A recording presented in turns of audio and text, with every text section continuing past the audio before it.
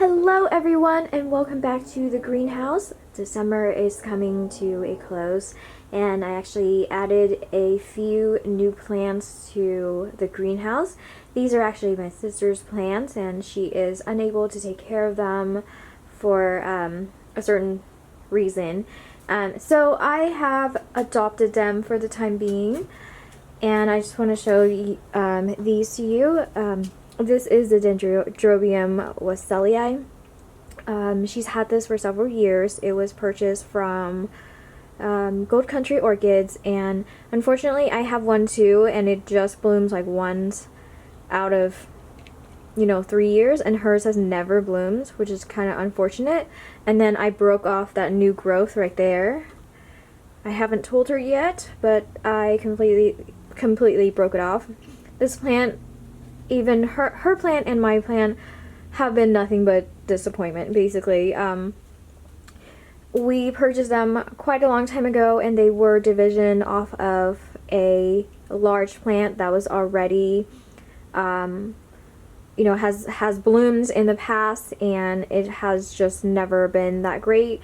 Like, we put it in a very bright light area. Like, of course, you guys know me, like, my plant is with the Vandas.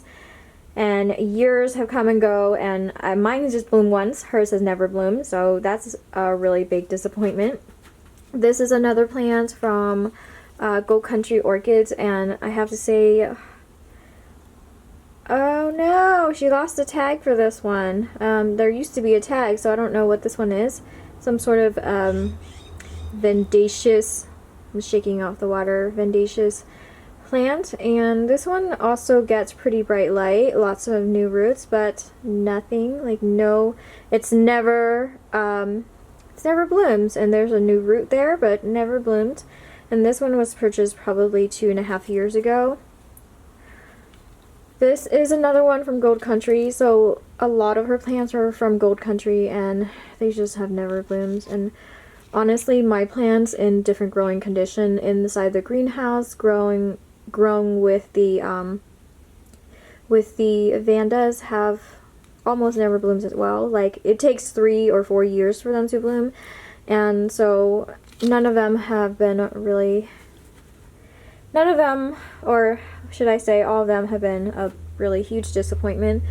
This is another one from the same place, and this one puts out a spike, like a little spike all the time. And this one is putting out a little spike, but I don't think it's gonna make it, because usually with these, I think she had another spike in the past, and it just completely died off. I'm hoping maybe they can bloom in my greenhouse, but considering that I have other plants from the same place that have not bloomed or have not blooms very often, like, I don't really have a lot of hope for them, and I feel really bad because I want her to have blooming plants, and she's been taking really good care of them. Her apartment is very bright, so I just honestly don't know why they just don't bloom, and it's really unfortunate. So all her non orchids are actually doing pretty well. I made this sort of, like, it's not really a basket, but it's like a part basket. It's just a foundation for her air plants, and then I got her a bunch of air plants, and then she used fishing line to tie them in, and I just sprayed these because she's been gone for a while, so they desperately need water. But these are doing extremely well, and because she lives in a small apartment, she hangs these. Look at how cool that one is. So these, she said they're having little babies. So this one has just finished blooming. That's really cool. And these are growing, like, this one is super huge. Like, this one is really huge. That's all one plant, and then there's the empty seed pods right there. So these are her Phalaenopsis. She hangs these with the fishing line, so it looks like they're just hovering in midair. It's really cool. So this is actually coconut husk that we bought in a big roll, and then what she did was she wraps the root, and you can't really tell, but inside the roots are wrapped with sphagnum moss, and then on the outside is also wrapped with the coconut husk, just to make it look pretty. And I'm not sure if these are gonna bloom this year, although we will see. I just misted them, but I didn't get like right into the root ball, so I'm gonna go in and just spray the inside a little bit more. So I think every month I update you guys on my culantro, and this is actually getting a lot bigger, but it's not quite to the point where it's edible yet. I mean, you can still eat it, but the leaves are still very thin and they should be harder and bigger. And there was one time when I had an emergency and I was not able to water these for about 3 weeks, and they were all like seriously near on their deathbeds, and so I sprayed them with water. Some of them, actually most of them, have bounced back. This is an air plant, but I think it's more like a Spanish moss that's growing on trees, and you know these guys need a lot of water and humidity, but because my sister couldn't take care of them for a while, they seem to not do that well, and there's still some green left, but I'm gonna water this like right away. This is the green cymbidium, and it's doing fantastic. I had to pull that spike up right there, and now it's kind of growing funky, but it's not broken, which is very lucky, because last year I broke one of the spikes, or somehow something broke one of the spike, and this year I have 2 spikes, so there's one and there's one. I'm hoping that these won't break. They are very close to like the walking area, but they need to be here because they need to have the maximum amount of light, and they're just so big. So behind this is the fern, which actually I purchased this fern in like a 2-inch pot or something at Lowe's, and it was really tiny. And if you're looking for a very easy to grow fern, this is your fern. They are so easy to grow. Look at how big it is. It's almost as big as that corn silk plant, and it's bigger than my cymbidium for sure. So that's how big that plant is. It's like a freaking jungle in here, and this is seriously the perfect environment for it. The vanilla plant is doing really great. It has, however, outgrown its post, the sphagnum moss post that I made for it, so it's kind of slowed down. I feel like this plant loves to touch something, especially the new parts that are coming out. So when this plant doesn't really have any place to attach to, it tends to slow down. I'm waiting for it to grow long enough that I can wrap it back down towards the post. I probably should make maybe a wire trellis for it. I don't know. It's just right now I don't have the time, and my life's been kind of crazy lately, so my orchids are sort of the last thing on my mind, unfortunately. It's just I have a lot of things that are happening. So this plant will have to survive for a little bit longer without too much care. Most of my plumerias have dropped quite a bit of their leaves, so you can see just how bare it is. I think it is going to keep on dropping its leaves until it gets warmer, but look at just how sad it is right now. So not too bad, and this is to be expected. A lot of plumerias during the winter will drop their leaves. It's totally fine, but I still have to water it, just water it less than normal.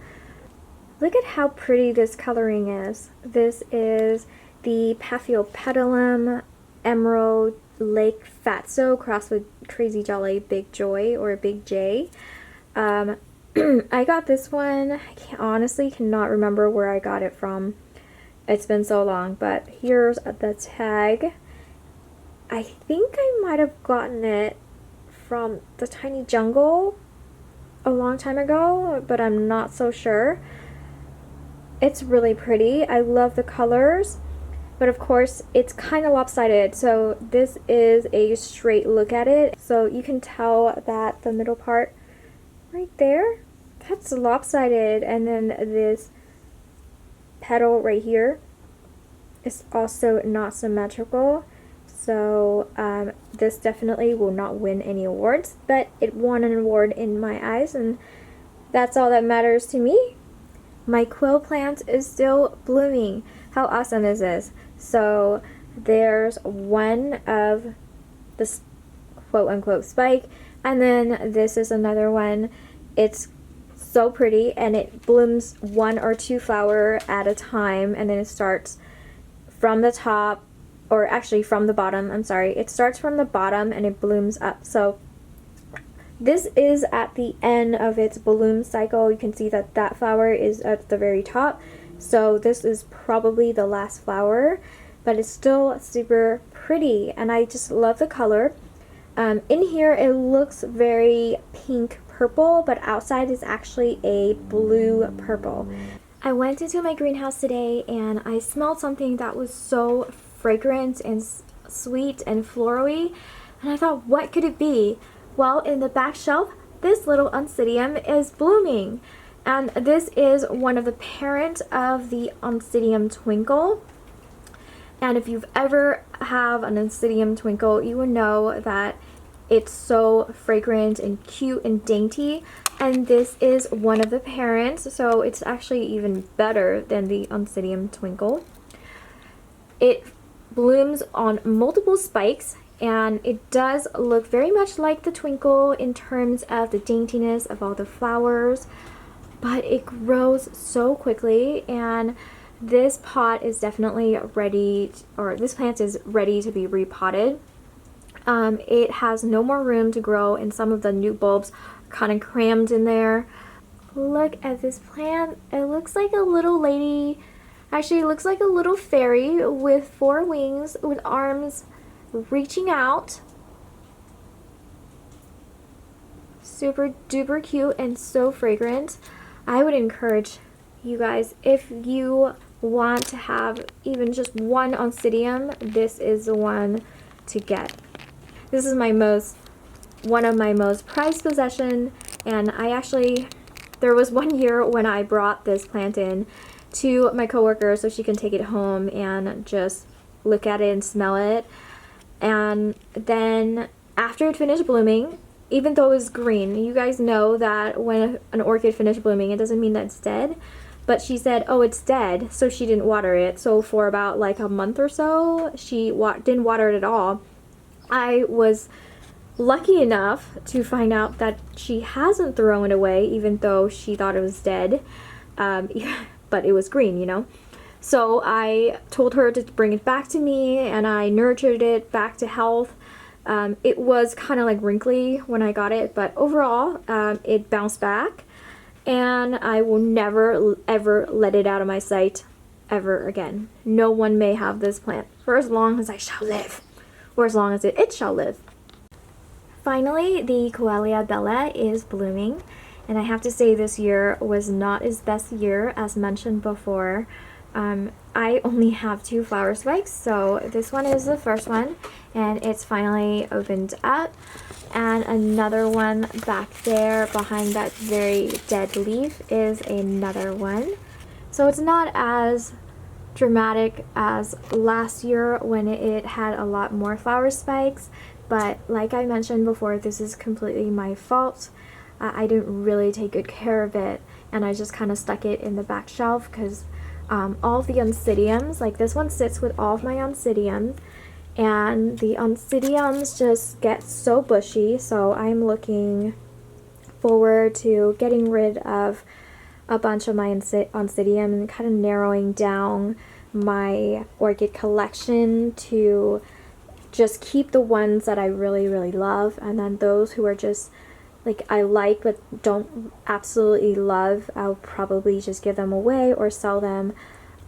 I believe this orchid was initially from Carmela's Orchids, and it was sent to me by someone who purchased it as sort of like a mystery box where they would get whatever the nursery chose, and they This person who purchased it didn't know a lot about orchids, and so she felt like she couldn't really take care of it, so she sent it to me.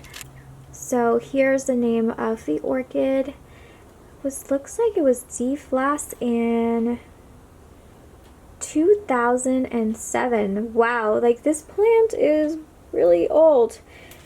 It was deflowered in September of 2007, so it's a really old plant. See how long it takes for orchids to grow? Like, a lot of people think that they should bloom all the time, and it's just not possible. They grow really slow, and this is a 10-year-old plant. I mean, it was deflowered in 2007, which means that it's been in flower a little bit longer than that. So it's probably about 11 years old, maybe. Well, it's already, yeah, it's probably about 11 years old. So they do take quite a long time to grow. I've shown this plant in previous videos before. It's also very dainty. The flowers are pretty small, and it has all of these small mottled petals, and it has these tiny spots of purple on it. I potted it into this lake of clay, and personally I don't think this plant does very well in here. I think it would have done a lot better in very tiny bark, but this is what I'm just going to stick with.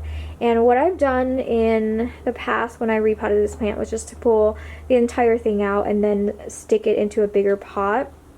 So that's why there's like all of these roots that are exposed, because it kind of grows outwards and upwards as well.